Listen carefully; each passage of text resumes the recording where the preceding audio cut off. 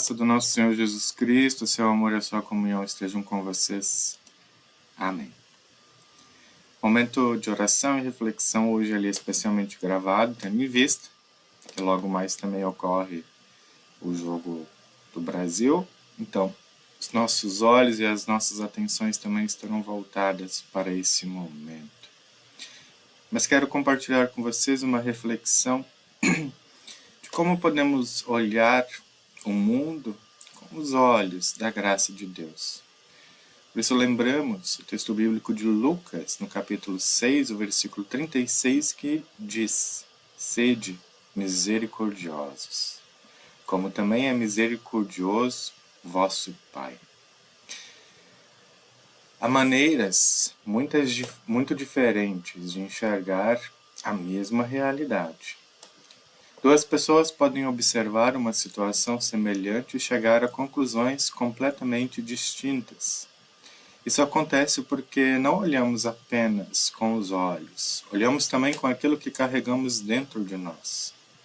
As nossas experiências, os nossos medos, as nossas convicções, os valores que carregamos juntos, que foram aprendidos e ensinados a nós. A fé cristã propõe uma pergunta muito simples, mas muito importante. De que forma Deus olha para o mundo? E o que muda quando procuramos enxergar a vida a partir desse olhar? Nos 4 evangelhos encontramos diversas situações em que Jesus vê algo diferente do que as pessoas ao seu redor enxergavam. Enquanto muitas pessoas se concentravam em identificar quem era culpado, Jesus via pessoas, seres humanos. Enquanto algumas pessoas enxergavam apenas as falhas, Jesus olhava para as histórias e reconhecia nelas pessoas marcadas pelo sofrimento, pela exclusão, mas sobretudo por uma necessidade grande de acolhimento. Isso não significa que Jesus ignorava o pecado ou relativizava o mal. O que chama atenção aqui é que Jesus escolhe nunca reduzir uma pessoa ao seu erro. O olhar de Jesus sempre olha para mais longe. Longe, mas bem próximo da pessoa. Jesus percebia e via a dignidade que Deus havia concedido a cada ser humano. Talvez um dos maiores desafios da vida cristã como um todo seja justamente esse. É relativamente fácil para nós formarmos opiniões sobre as outras pessoas, sobre as situações, sobre a vida cotidiana, sobre a empresa, sobre o trabalho. Mas difícil é compreender as circunstâncias que moldam cada escolha feita, cada ferida que acontece e cada limite que é colocado para tudo que ocorre. Se olharmos para as redes sociais, a gente vai encontrar ali avaliações rápidas. E as redes sociais só ampliam essa tendência. Muitas vezes sabemos apenas um fragmento da história de alguém, mas nos sentimos capazes de emitir julgamentos definitivos.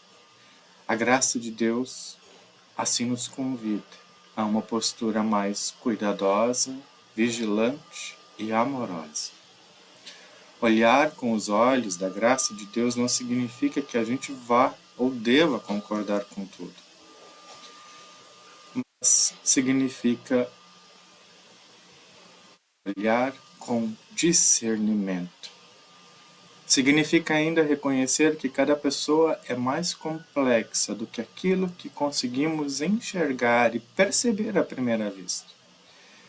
Quando Deus olha para nós, Ele vê as nossas contradições, conhece nossos pensamentos, nossas intenções e até aquilo que procuramos esconder.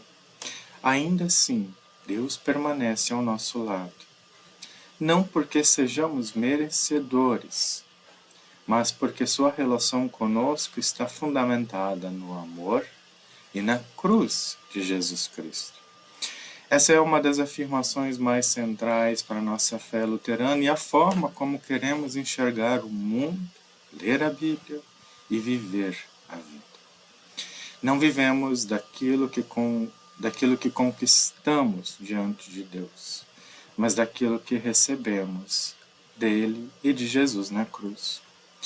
A graça de Deus não é uma recompensa por termos feito algo certo. A graça de Deus é um presente porque, em primeiro lugar, confiamos nossa vida a Deus. Talvez por isso seja tão difícil colocá-lo em prática. Medidas, comparações e classificações são muito mais fáceis de compreendermos. Gostamos também de estabelecer o certo e o errado, quem merece, quem não merece, aprovação ou reprovação. A graça divina, porém, não segue essa lógica.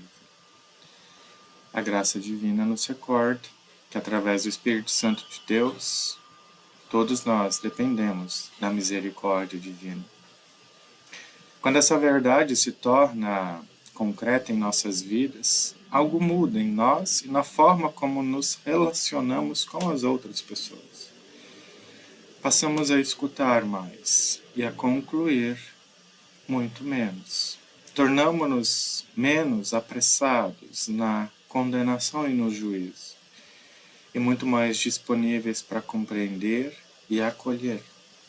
Isso vale para o olhar que dirigimos também a nós. Há pessoas que carregam culpas antigas como se fossem sentenças permanentes. Revisitam erros do passado e permitem que essas coisas definam sua identidade. Mas a palavra de Deus aponta para outra direção. Em Cristo o passado não tem a última palavra, assim como a morte não teve a última palavra. E o perdão abre um caminho para novos recomeços, assim como a ressurreição de Jesus abriu o caminho para a nossa salvação.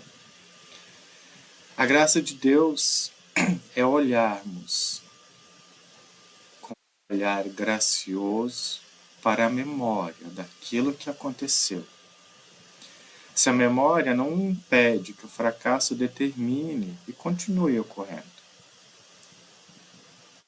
Lembra que Deus chama pessoas imperfeitas para viver, servir e testemunhar o seu amor.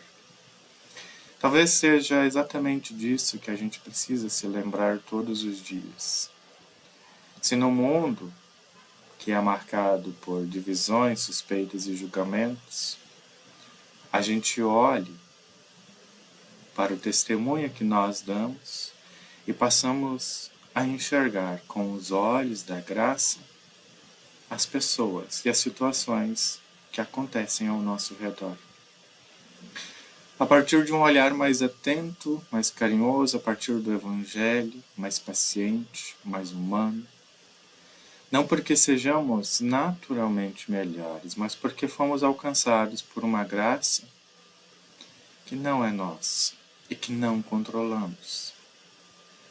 Ao longo dessa semana, talvez você encontre alguém que esteja enfrentando dificuldades invisíveis aos olhos de quem enxerga, quem vê, quem está com a pessoa.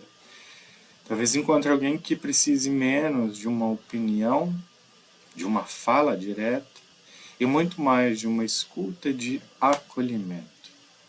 Talvez você mesmo precise recordar que Deus continua olhando para a sua vida com um olhar misericordioso e gracioso que só Deus tem.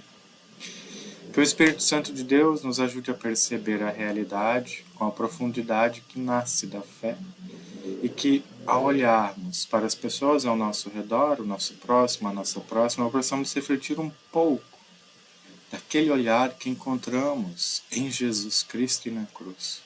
Um olhar que reconhece a verdade, mas que nunca abandona a compaixão, a misericórdia e o amor. Amém. Explicado anteriormente, o momento de oração hoje ele é gravado, então por isso eu convido vocês a trazerem as suas orações para o culto desse domingo, dia 28, na Igreja Bom Pastor, a partir das 10 horas da manhã. Culto que será seguido com o almoço comunitário de sopas e que tem o curso tem o valor de R$40.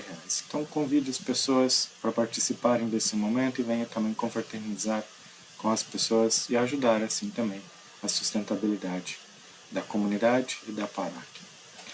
Tragam as suas orações no culto e possamos assim também levar elas para o olhar gracioso de Deus. Nós nos dirigimos a Deus em oração. Senhor nosso Deus e Pai amoroso, nós te agradecemos porque a Tua graça é maior do que nossos pecados, nossos fracassos e limitações. Muitas vezes olhamos para as pessoas com julgamento, muitas vezes enxergamos apenas erros, defeitos e diferenças, e por isso nós te pedimos, perdoa-nos, Senhor.